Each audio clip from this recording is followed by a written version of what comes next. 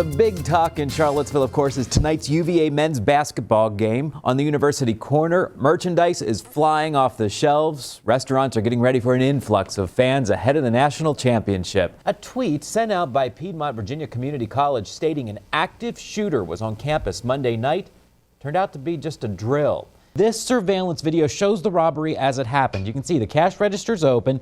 Two employees back here counting the money when the robber comes in. There are crossing signs. There's the big X there with the crossing. There are the flashing lights. It appears there is an arm, a mechanical arm that would go down to block the road there. This is where that car plowed down and into that crowd of protesters. But it is also just feet away from the store right down here where this is becoming a symbol of the city's healing. You have been listening there to a press conference starting out with Governor Terry McAuliffe here in Charlottesville speaking about everything that happened here today. One of the big things we learned from this, 3 people confirmed dead. A very defiant Governor McAuliffe there today too, saying go home to the Nazis. He called them Nazis, white supremacists. He said go home and never come back. You are not wanted in this great Commonwealth. Shame on you. A Stanton man will spend 10 years in prison for his role in a failed murder for hire plot.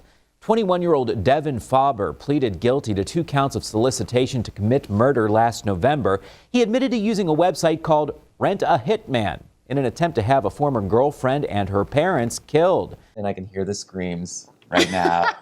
No, yeah, you're right. Holding onto the bed, yes. Don't make me go. Putting the pillow over the head. And the screams of excitement from the parents. Get out there, get to the school bus. Go to school. Yes. There was only 1 per person. I did too. Breaking the rules there a little bit, it looks like. Yeah, once I saw that line, it's like, not stopping. No. Now, dozens of people are without a job, and customers' clothing is trapped behind locked doors. Hispanic and Latino students at Albemarle High School are voicing their concerns about diversity. A winery in Albemarle County is recycling its bottles in a pretty unique way. The no trespassing signs are everywhere, even printed right on the rails. That still does not stop UVA students from crossing across these tracks, but now the city hopes this 7-foot-tall fence will do that. The county's proposed social media policy would prohibit employees from posting anything obscene, threatening, or vulgar. This is the store's first chance to get into the Thanksgiving spirit here because they just opened earlier this month, and you can see this is a great look right now. No long lines at the last minute here. What can you and your family do to make sure you have that plan and know, okay, we see a tornado warning, here's what we need to do. Right. Breaking news coming in out of California this morning. A mass shooting there, we are learning, has now killed 11 people inside a bar in Thousand Oaks. Albemarle County Fire Marshal's office is investigating what sparked a blaze that destroyed part of a lumber yard in North Garden. Crews got the call there around 5:15 this morning for a fire at Augusta Lumber. That's along Plank Road near Starlight Road. You can see the flames shooting out there. Right now at noon, a Central Virginia dry cleaning company suddenly closes, leaving customers wondering how they're going to get their clothes back. Delegate Dickie Bell announces he is giving up his seat in the General Assembly after representing Stanton for a decade. Crews in Albemarle County are working to clean up a crash that dumped logs into a ditch on Scottsville Road. Live in high definition from the area's most experienced news team. This is NBC 29 HD News at Noon. First at noon, a well-known dry cleaning business in Central Virginia unexpectedly closed its doors after declaring bankruptcy. Now dozens of people are without a job and customers' clothing is trapped behind locked doors. NBC 29's Megan Moriarty is live in Charlottesville with the details. Good afternoon, Hi, Megan. Matt. We're up. Sure, a lot of unhappy customers there. Megan Moriarty in Charlottesville for us this afternoon. Thank you, Megan. Right now in Albemarle County, part of Scottsville Road is closed due to a logging truck crash. That road is closed from Mill Creek Road to Avon Street Extended. This morning, the logging truck crashed and turned onto its side. You can see there spilling its load into a ditch. Police say the road should be closed for several hours as crews clean up the logs. No one is hurt. New at noon, a Middlebrook woman is facing felony animal cruelty charges after 6 puppies were found shot to death. The Augusta County Sheriff's Office arrested 39-year-old Betty Hemp today. Along with 6 counts of animal cruelty, Hemp also faces 6 misdemeanor charges of illegal dumping. She is out on bond. Investigators say they found those puppies on Troxel Gap Road in Middlebrook last Saturday. The hounds ranged in age from 4 to 6 months. All of them had gunshot wounds.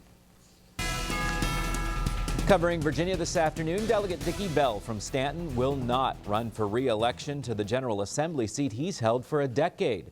The Republican announced the end of his service in politics in a newsletter this morning.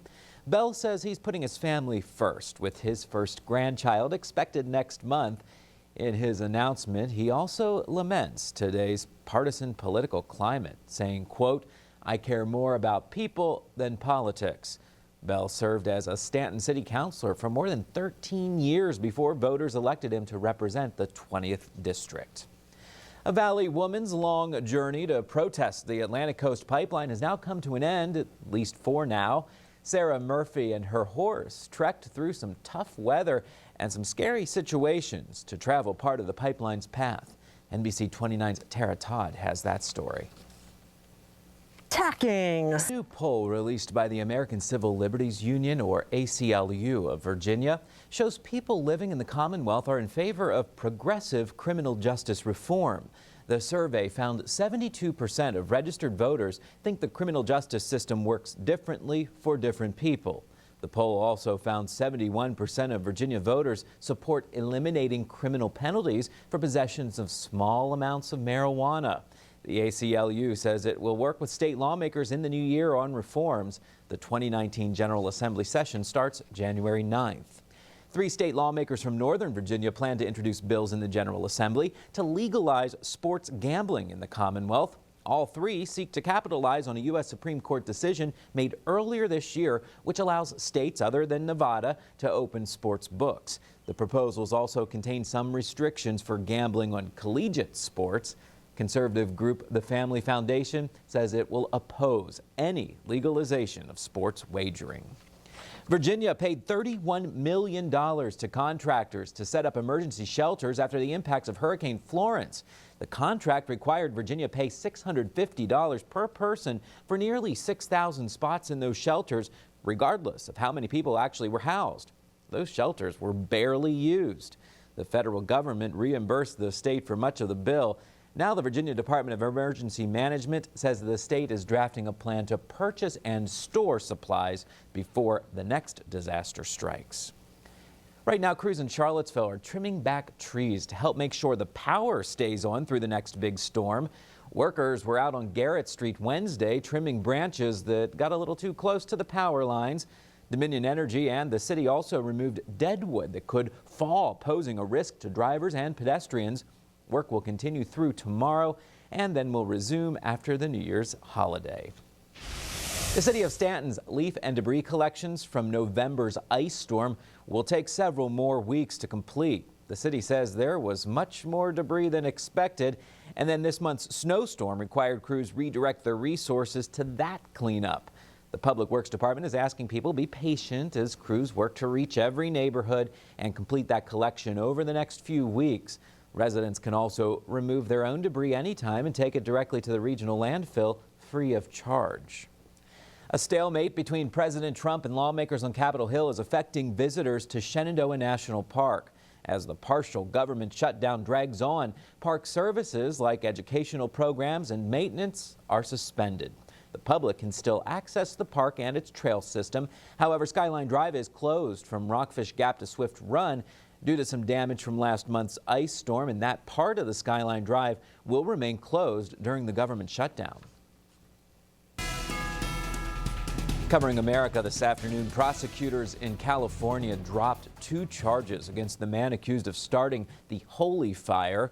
Forrest Clark was in court Wednesday for a preliminary hearing. 2 counts of resisting arrest were dropped due to a lack of evidence. Investigators say Clark told them he had a dream about his neighbor's cabin being burned and threatened to kill the neighbor just before the wildfire broke out in August. That blaze burned more than 23,000 acres and forced thousands of people from their homes. Clark faces several other charges, including aggravated arson. Investigators are searching for the man they say fatally shot a California police officer during a traffic stop Wednesday morning. Detectives released these images right there of the suspect taken from a convenience store in Newman shortly before the gunfire broke out. The suspect has not been identified, but police say they found the truck he was in when Officer Ranil Singh pulled him over. Singh was a Fiji native who joined the Newman Police Department in 2011. He leaves behind a wife and 5-month-old son. A gun rights group is suing the Trump administration now over the ban on bump stocks. Gun Owners of America filed that lawsuit against the Bureau of Alcohol, Tobacco, Firearms, and Explosives Wednesday. The group says the ban, which was announced last week, is illegal. The suit asks for a court injunction to stop enforcement of the ban. Bump stocks, of course, gained national attention after a gunman used them to kill dozens of people at a concert in Las Vegas last year. U.S. Customs and Border Protection is changing its medical policy after 2 young migrant children died in federal custody. Officials say the agency will now perform secondary medical checks on all children in its care, with a specific focus on those under the age of 10. This follows the deaths of 7-year-old Jacqueline Call and 8-year-old Felipe Alonso Gomez. Both died this month after undergoing medical examinations in the U.S. Some Charlottesville charities are worried new tax laws could affect funding and donations to nonprofits. The Tax Cuts and Jobs Act makes it more attractive for some people to take a standard deduction rather than doing itemized deductions like donating to charity. Because of this change, the United Way in Charlottesville expects to see people giving a little differently and possibly less. United Way says the impact will not be known until sometime in late January. That's when the organization will figure out how to work with its donors to find their best options. Some federal workers impacted by the government shutdown are getting some relief thanks to restaurants all across the country. Plus, a New York woman's bad day leads her to a furry friend that was in desperate need of help.